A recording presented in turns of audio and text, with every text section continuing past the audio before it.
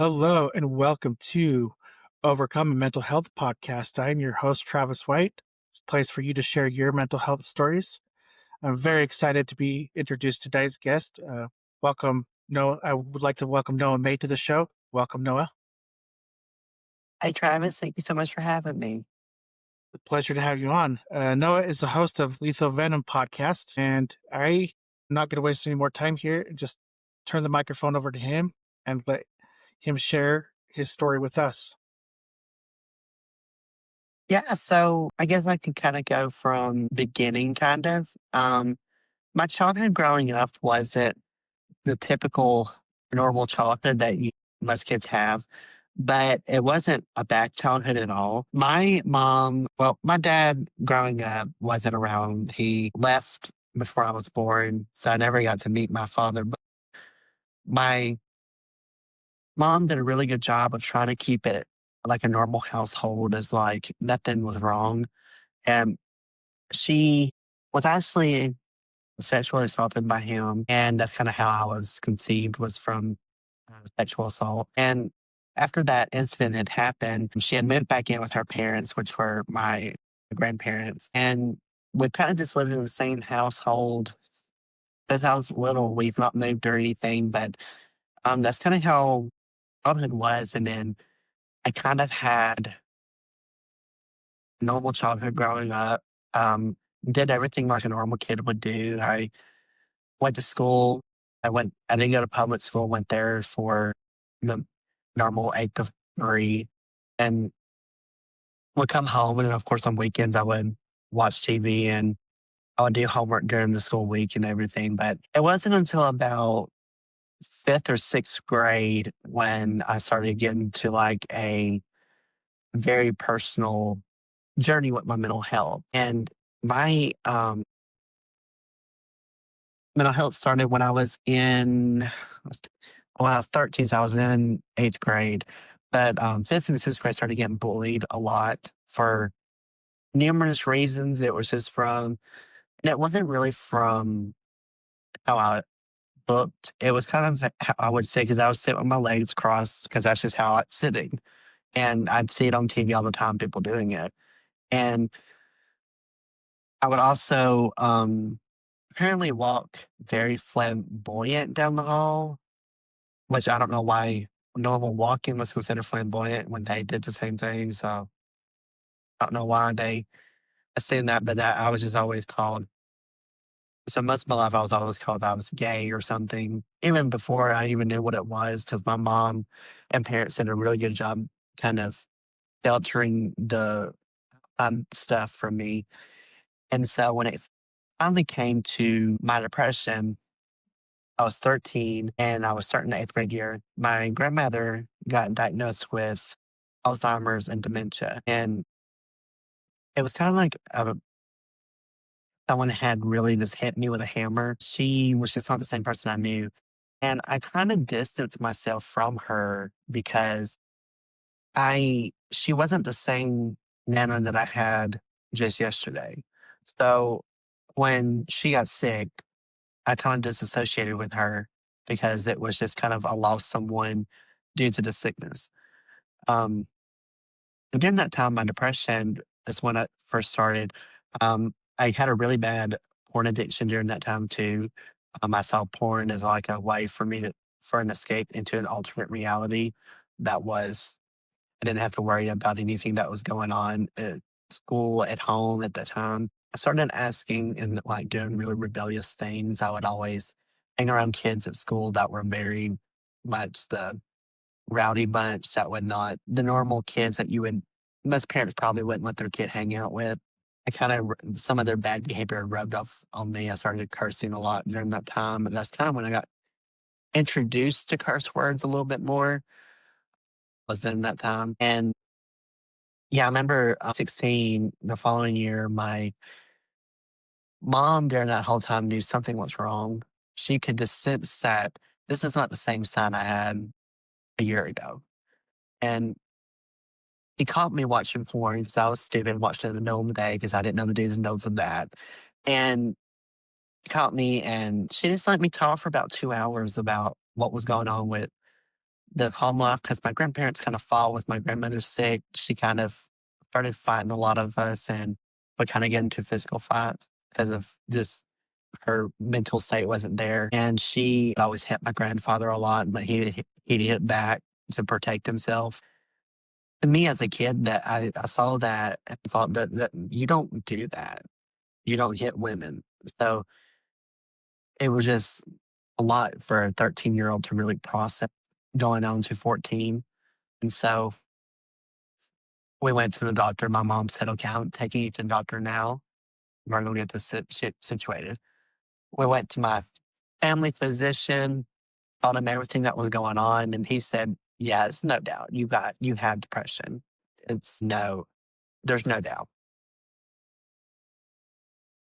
Well, I think it's awesome that your mom like noticed it and got you the help as soon as she could. Because I think that's a really good sign you had somebody in your corner from the very beginning. Well, a benefit for that was she also dealt with depression as well. So mental health tends to run in our family a lot. So you had, I think my grandparents had thought that my great grandparents, I think, suffered some from mental health. So it's one of the traits that I sadly got passed on down with too. So that's kind of, Yeah. So basically everybody has an understanding of in a way what you were going through and what you were dealing with. So they were able to catch the signs. I yeah.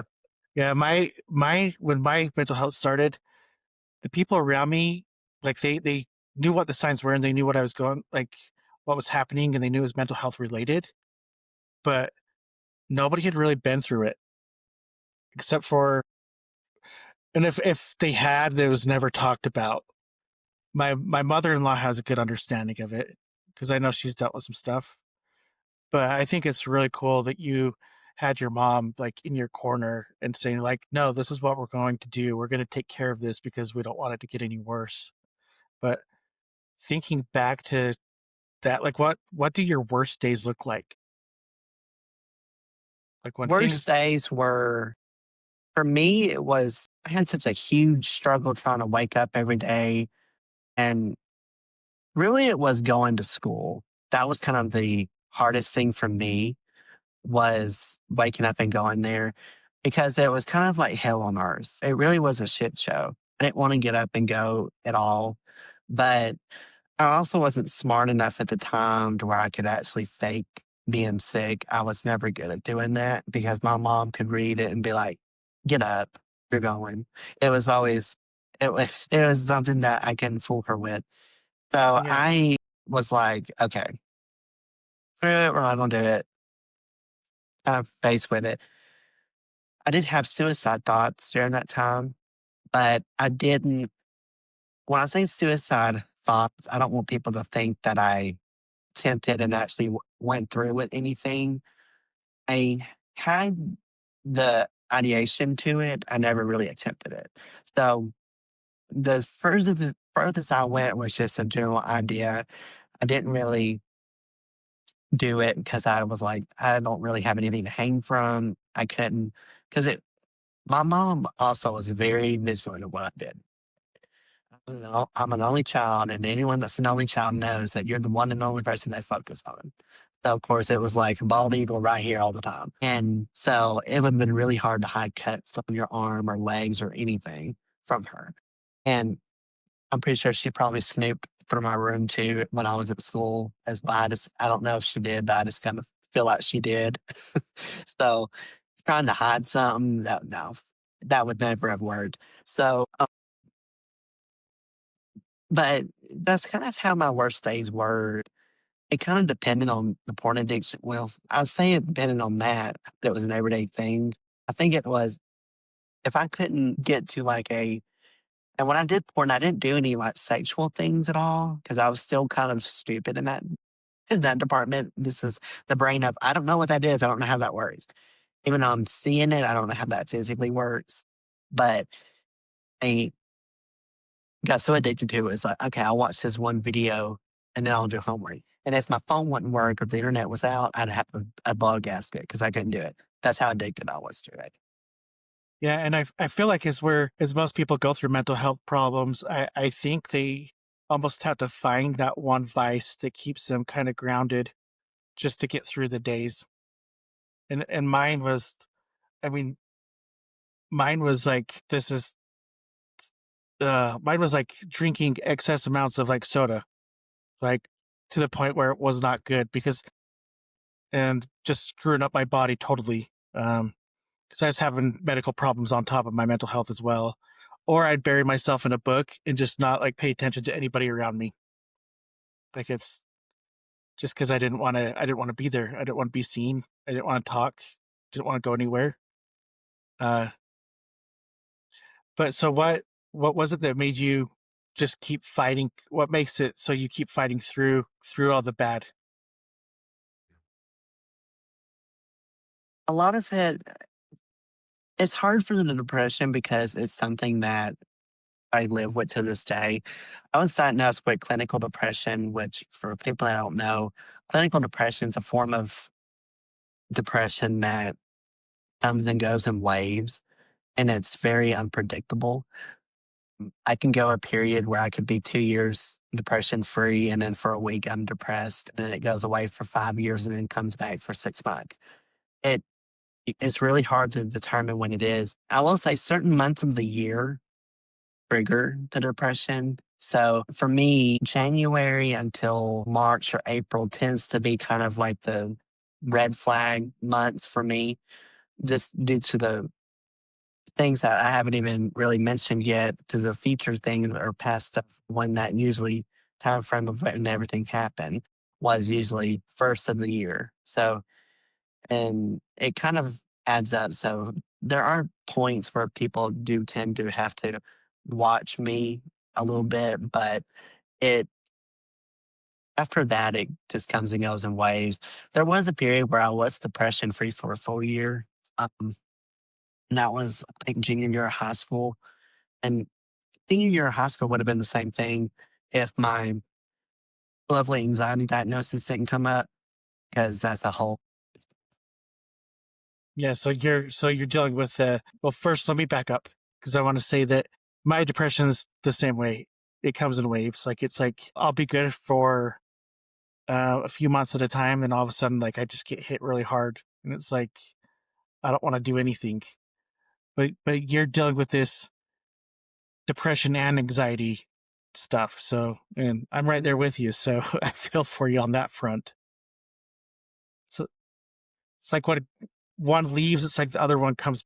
It's like, hello, I'm here now. Depression's gone. I'm gonna kick you right in the face with anxiety. yeah, and the anxiety came very later in life, and it's such a weird thing of how it got diagnosed.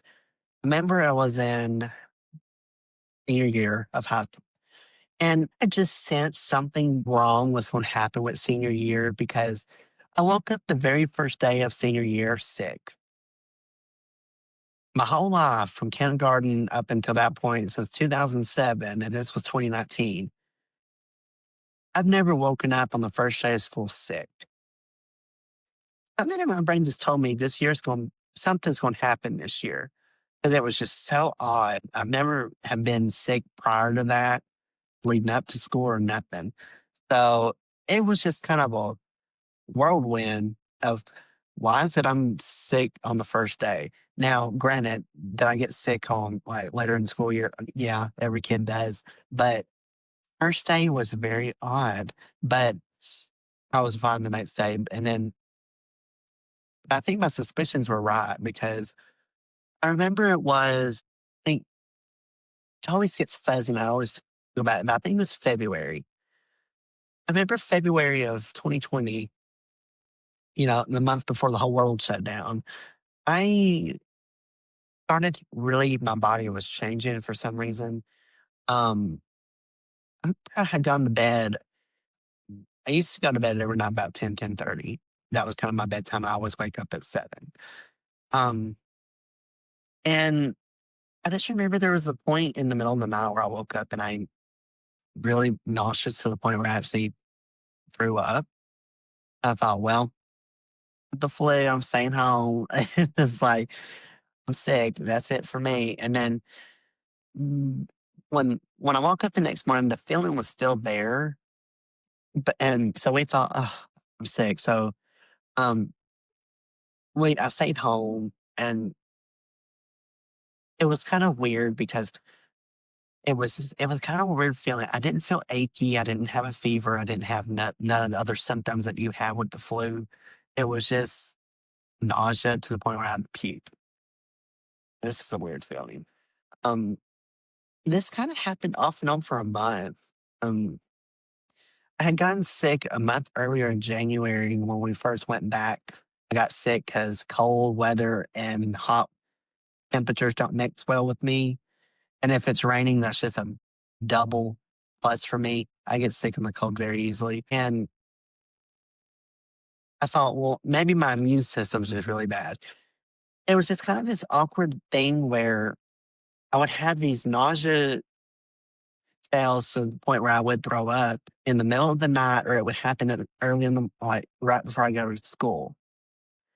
And it made me late to school a few times, but it was just weird because after I would get there, I'd be fine. So in my brain, I'm thinking, what's going on? And my mom and I sat down and we're like, this something is not wrong, but I don't have a fever. I don't have any aches or anything that usually associates with the flu or even a cold because I wasn't even having sinus problems. It was just a stomach issue. And we thought, well, could it be your depression acting up? And I told her, I said, well, the whole 4 years I've had it, I've never been this depressed to the point where I throw up. He said, yeah, that's true. So this this continued on all throughout February. I was in and out of school for like a month. I think in total between January and before school got out for the COVID pandemic, I was out in total a month. I missed a month of school at that point. We went to my doctor and we told him everything that was going on. I said, no, I don't have aches. I don't have fever. I don't have nothing. Nothing's wrong with me sinus wise. And I said, it's just stomach problem. And even he was kind of confused. And you never want to go to a doctor and their first thing said, I don't know what's wrong with you. That's something you never want to hear. Mm-hmm. And so he said, well, do you think it's something in your circle? Do you think something's happened or changed for you to where it's making you nervous to the point you throw up? Because he said it could be nerves, but he didn't say anxiety because it was kind of a nerves and anxiety to me are different. People might disagree with that, but I find nerves are just kind of like a split second thing and they go away. And it's like not severe. And I said, well, no, what I'd be nervous about. And he said, has school been difficult? Have you been having trouble with friends lately, family? And I said, well, school's been hard, but I mean, that's normal. I said, I've dealt with hard school classes in the past.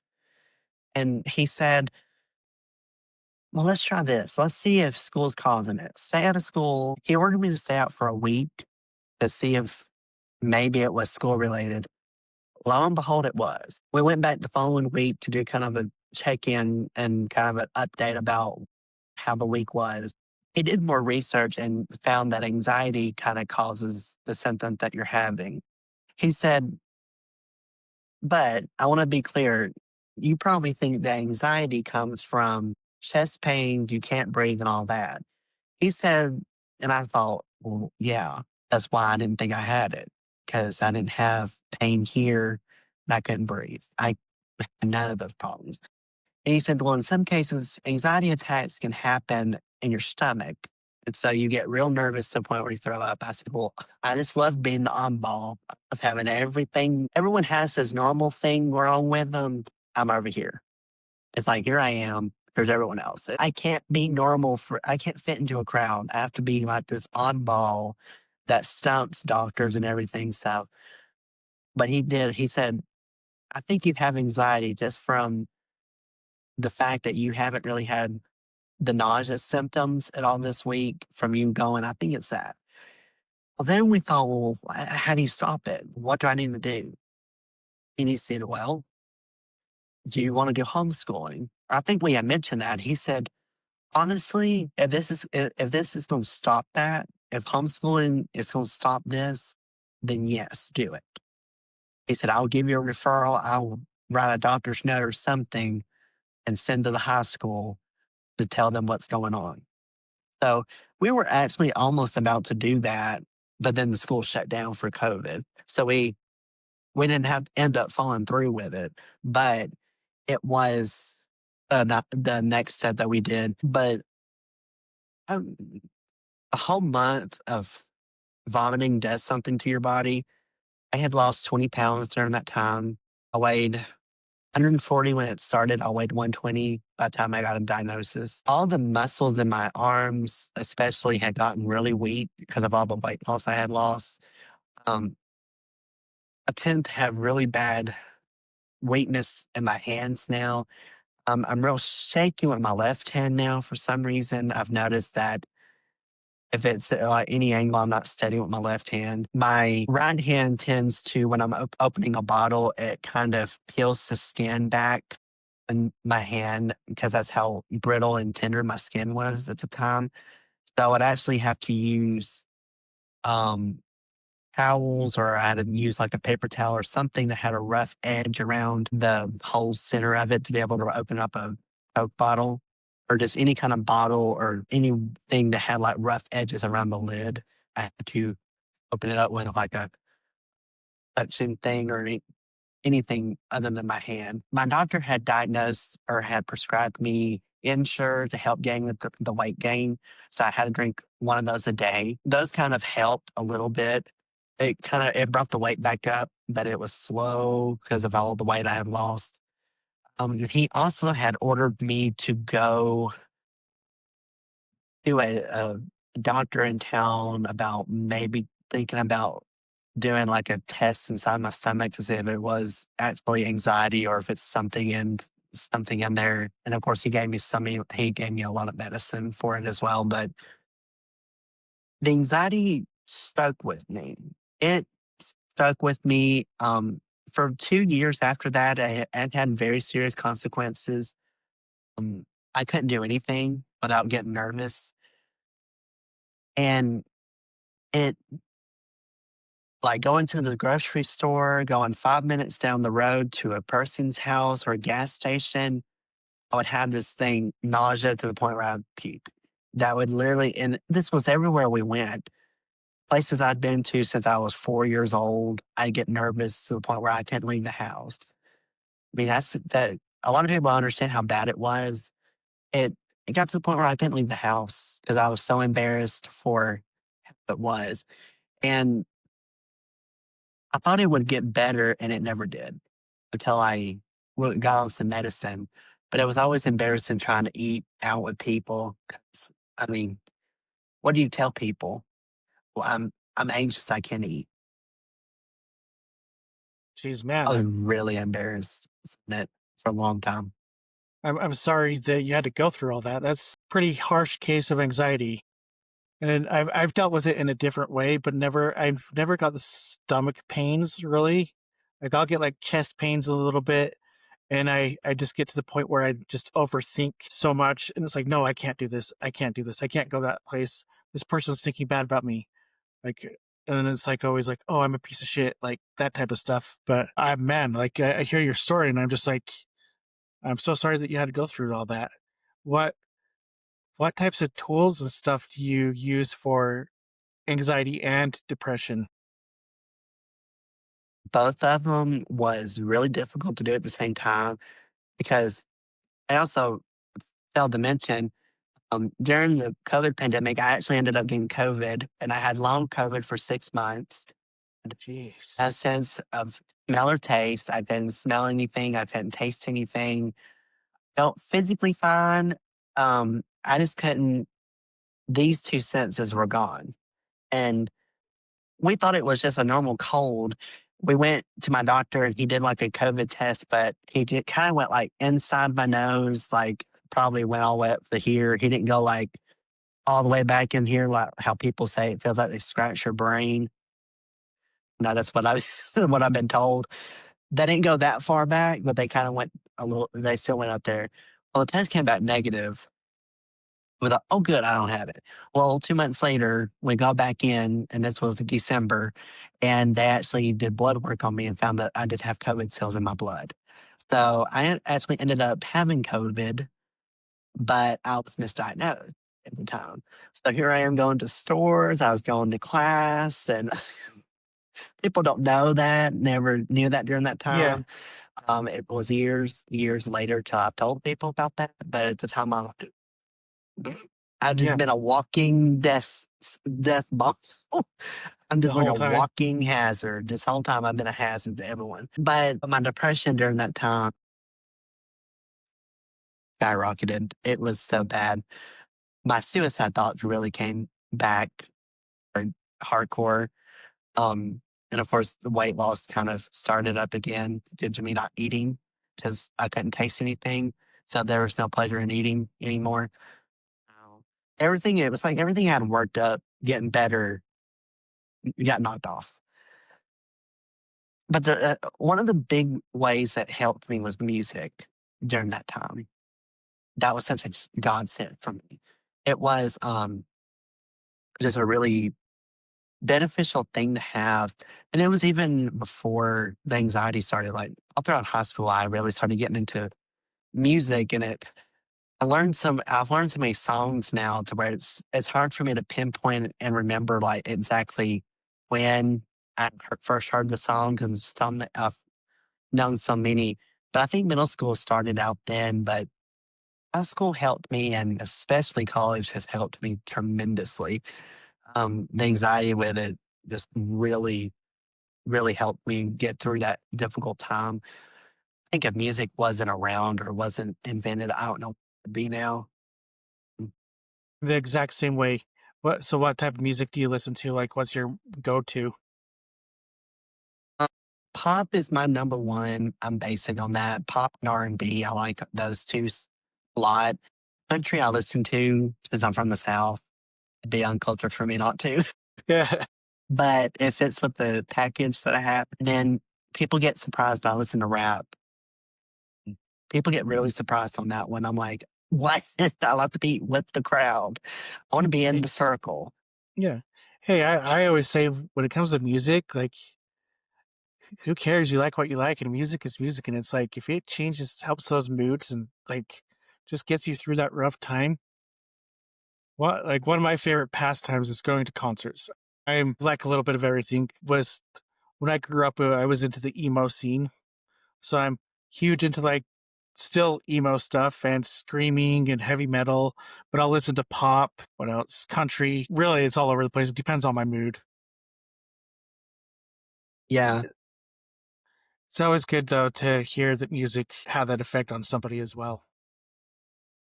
Yeah. One album, and I actually have like this. I used to at my old apartment in Auburn when I used to have these pictures up of albums, and this one from Ariana, her, this album was the one that kind of saved me from the longest term. It was kind of my healing album and was the album that really I listened to a lot.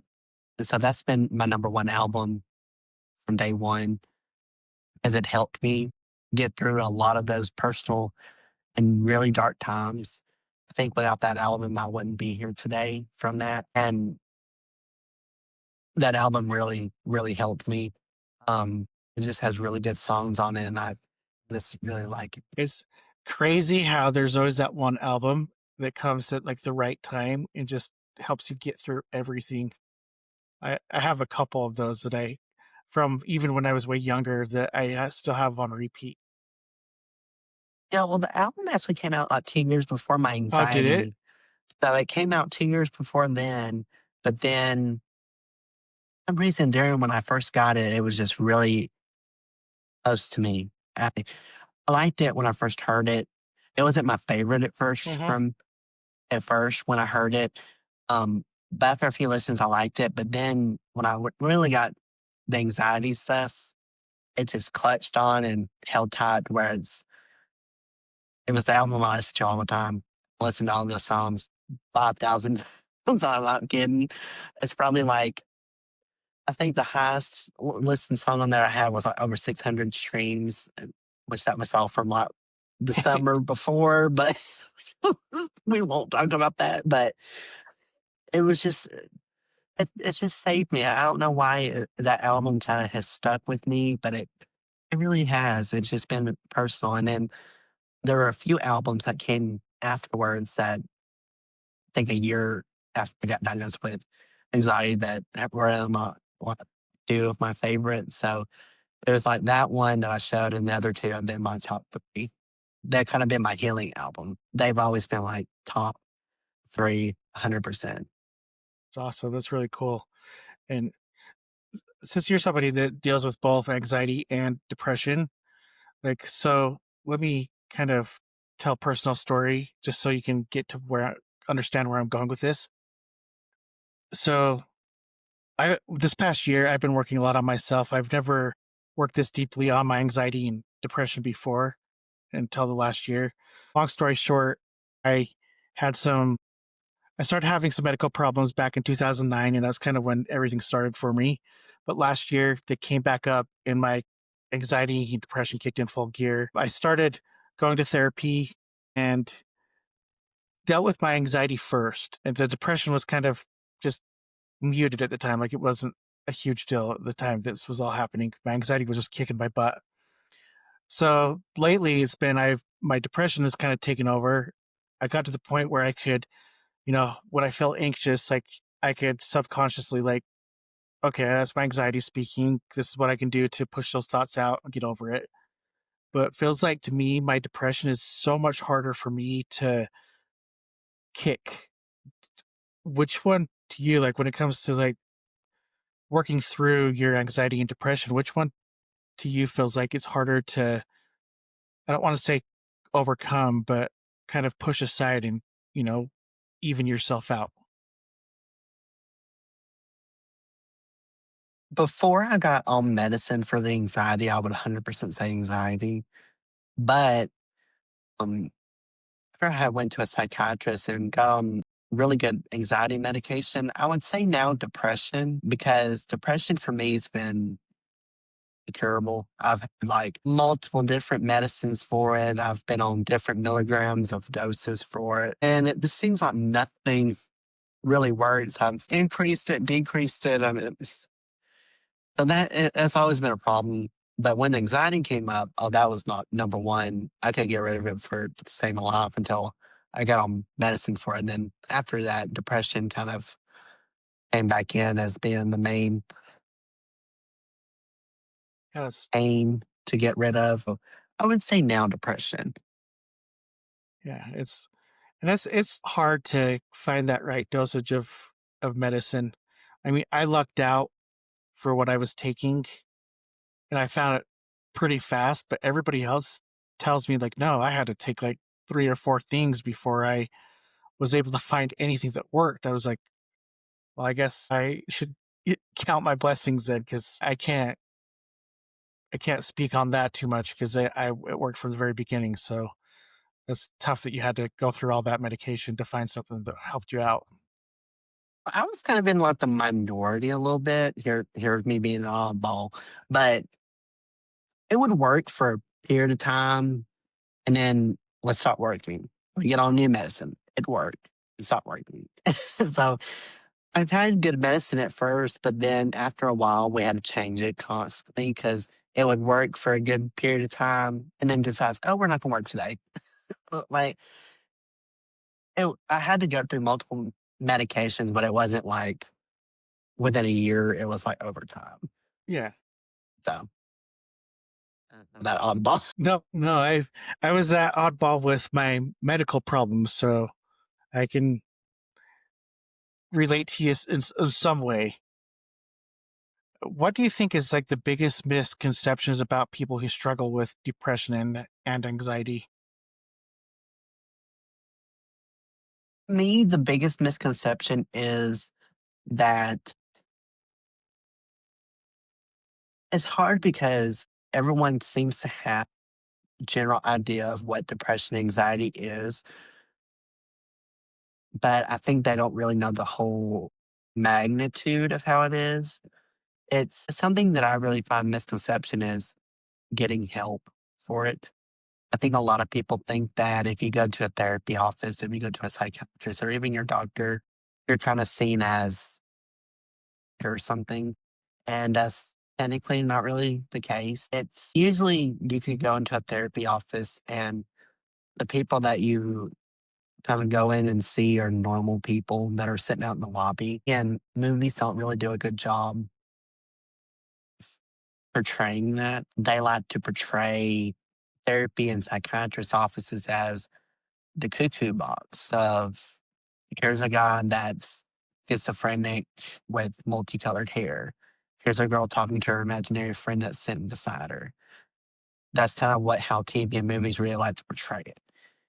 But in actuality, it's here's a man that just lost his wife due to her battle with cancer. Here's a mom that's three kids that's dealing with postpartum. Here's a kid that's in fifth grade that is going and seeing his therapist after school. I mean, you see more normal people in an office compared to crazy people. I think that's the biggest misconception is people think that if you go to them places, you're automatically crazy and everyone in there is.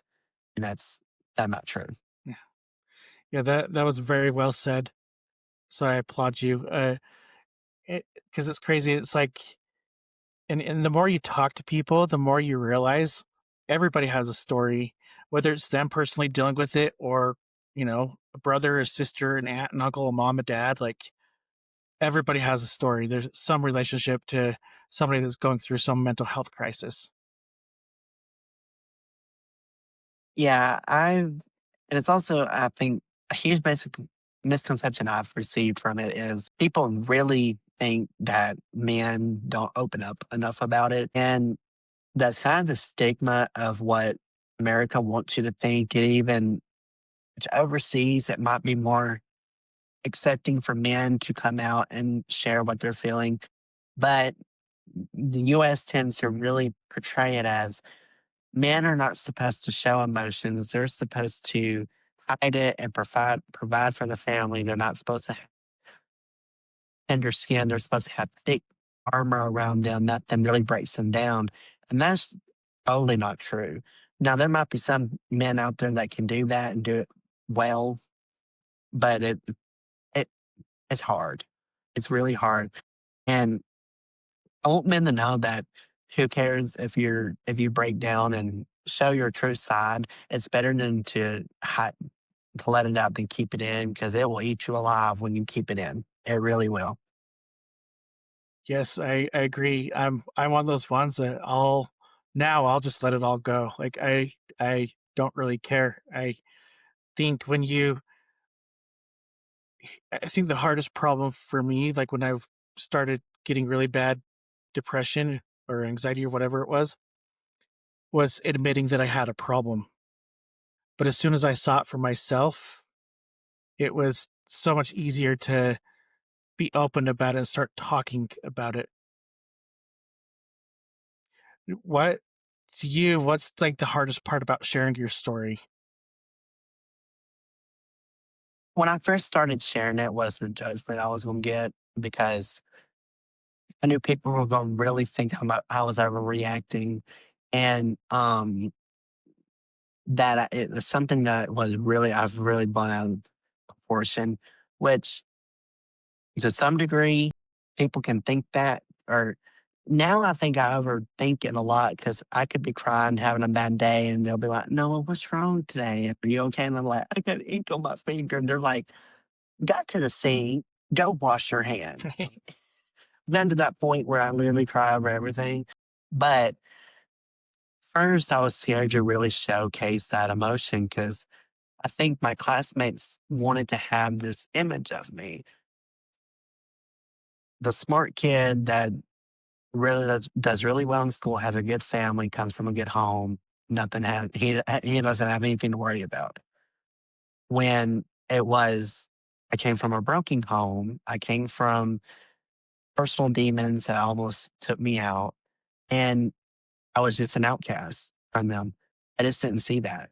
So I knew that if I opened up or said anything about my depression or anxiety or depression mainly at the time, they wouldn't have believed it. They would have not been supportive. I firmly believe to this day, if I said anything, I firmly believe that if I woke up and was in the hospital, none of them would have said anything to me.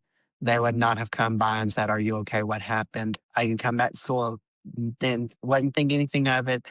That's just who they were to me. And now I open it up and share my story with them to kind of show people that don't be silent like I was, that if you stay silent, it leads to bad repercussions to the point where it cannot be reversible. It's irreversible at some points. So you have to speak out. And I just didn't have a good support system. The only person I had was my mom. All I had. And I was kind of lucky, as I had mentioned earlier, that she had depression too. So, I mean, she understood what it was. And a lot of my kids, like, I look back at my classmates and yeah, some of them did deal with anxiety and depression too, because I think one girl that, I don't know whatever happened to her, but she came to school and had scratches and cuts on her arms. And I just knew that as like, oh my God, you're supposed to do that. That's bad. And, but she didn't really talk about it. And so I was kind of like the same way they were. They didn't speak about it. I didn't speak about it. But to this day, I've not really had any of them reach out to me and be like, I never knew that you went through all that during that time. I've not said anything. And I firmly believe that they just didn't really care about me in school. And now it's funny that they thought that I was the most unsuccessful one, but here I am with a 3 podcast, one that's in the top 5, and I have done like 100 episodes. Right. That's awesome. And it's like I went through a lot of stuff in the past to get to where I am today, and firmly believe that they probably did not expect me to be the most successful one of the whole class. I just think it's to me, it's karma coming back from them for how they treated me. You know what I say to those people? They'll screw their judgment. Like it's just I don't see how people can sit and point fingers and look at somebody like, oh, like, and judge them for something that they have most of the time they don't understand. Yeah. But podcast in the top 5, that's really cool. What what was it that was it initially your mental health problems that got you into podcasting, or was it something else? Casting to me was a way for me to finally speak up and tell my truth. It was years of being silenced from people other than my parents. My parents, during this whole time, have been the most supportive group. So this has nothing to do with them. This has been everyone else that's been outside my house. Everyone kept me in a box. They didn't want to hear what I had to say. And this show has been the best way for me to finally speak my truth. But I wanted it to be a show where I'm honest about everything. I've told, I've as you can see, I'm real professional at it. I probably said everything under the sun about anything to the point where I probably would have lawsuits coming for me. But it's the honest truth, and I really haven't lied about anything. I I've shared stuff that I don't really. I look back and I'm like, I shouldn't have said that, but that was part of that persona of me being have to shut up.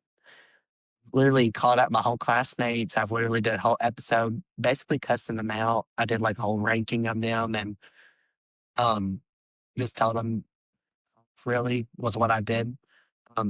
Said that really at the end. I said, y'all didn't really care about me. I was like, yeah, honestly, because I was like, y'all were not supportive of me. I blasted my school for how they treated me as well. I talked about really from working experience, how work environment is. I mean, I've said some pretty I've been vocal on my show about stuff that most people would not dare speak of. And I've also talked about my own mental health journey on there. And I've also had amazing guests on there as well that have shared their truth as well because they've been silenced too. And that's been the whole, it's kind of turned into more of a having my truth heard to a, I want people to be able to have their voice heard.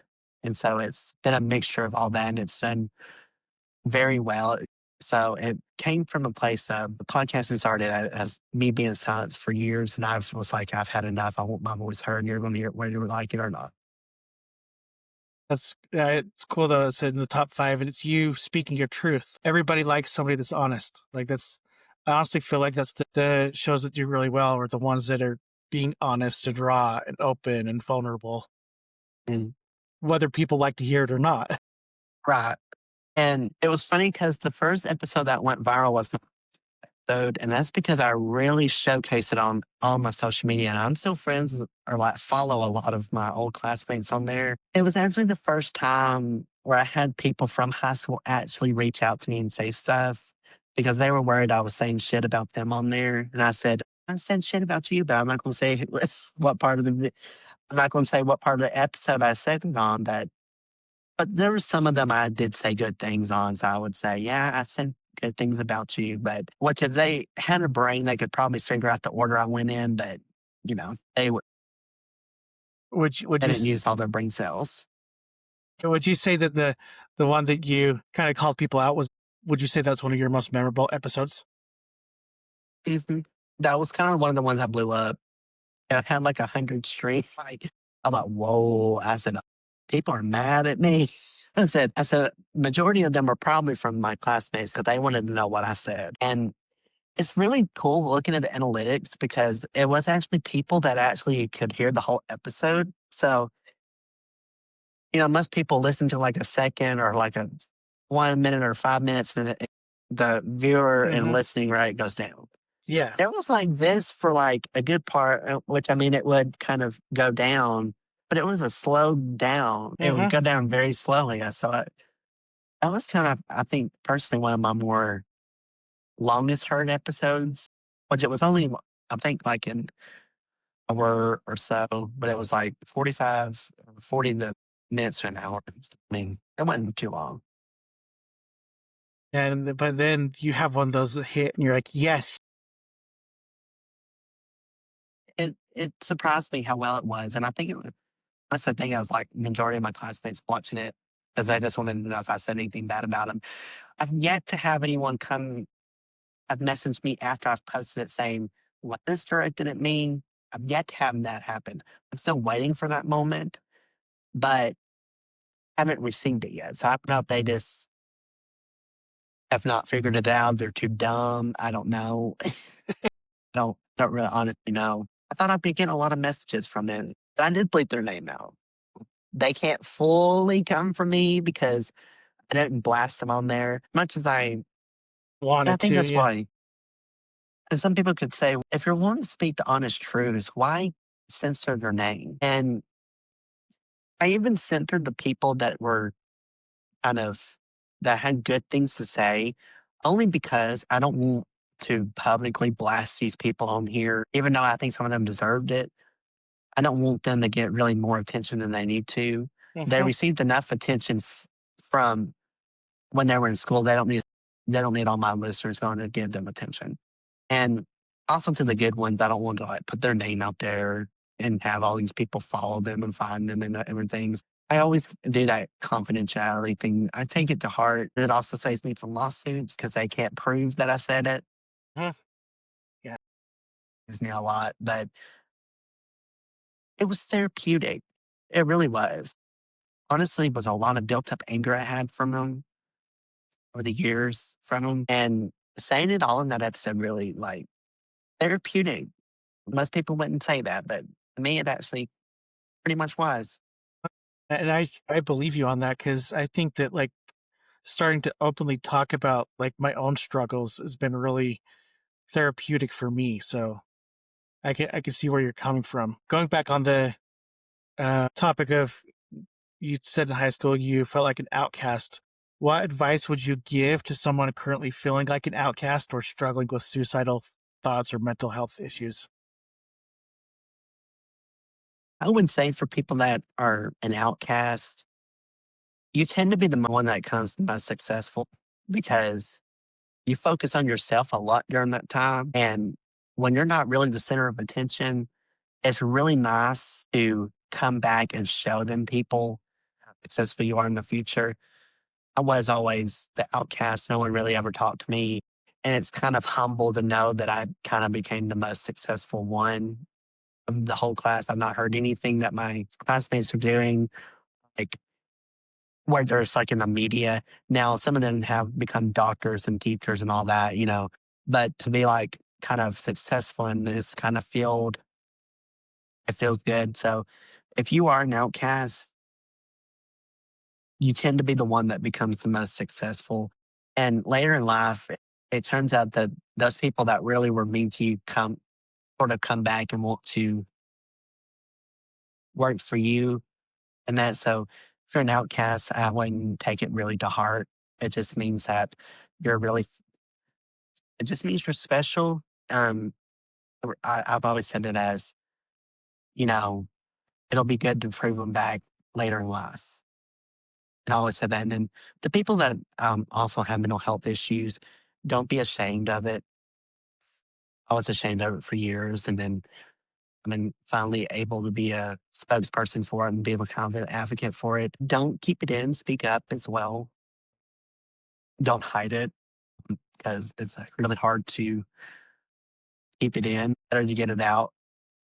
So that's kind of my advice. And if you need to get help, get help. Who cares what people think? It really, later in life, it really gets to the point where I don't really give a fuck about anyone. That's kind of like the attitude I've had ever since graduation. I'm like, like, I don't care. I don't care what you have to say. I just kind of have been in that attitude. So once you get older, every day you turn to give less shits about what people have to say. So that's what I would say. Be true to yourself and don't let anyone get you down. Yeah, and you have to get to that point where you just don't care what other people think and say. It's like, I think that's how, like, with me, I feel like I spent so much time people pleasing and living through others. It wasn't until I stopped caring that I'm like, okay, well, I'm going to do what I want to do. Yeah. If you could leave listeners with one message about overcoming depression and anxiety, what would it be? That's a good question. I kind of go by my motto, once a fighter, always a fighter. Um, I don't know if it's a famous quote. If it is, a shout out to that person that said that. But I came up with that quote as a motto for my mental health, and I think it's really very impactful. Is once you start fighting, you'll always end up fighting. Once you overcome it, if it ever comes and happens again, you'll always be able to fight through it and get through it. And that's kind of the motto I would say is once you fight through something, you will always be a fighter to the end, no matter what kind of pain comes your way, what other kind of roadblocks come your way, you'll always come out on top and that you'll never give up. And where can people find you?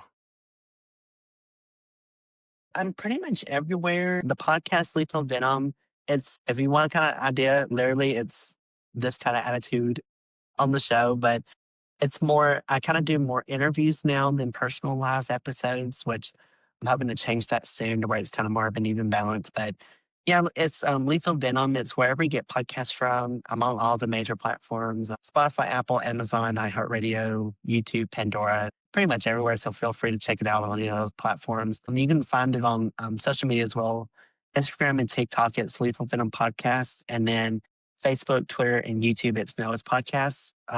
So feel free to follow the platform and podcast on any of those platforms. That's kind of usually where I am the most. I'm on Instagram and TikTok the most to promote it. And then episodes usually come out on all the platforms at the same time. That's usually the popular ones I'm on. But yeah, that's our technically where you can find me the most.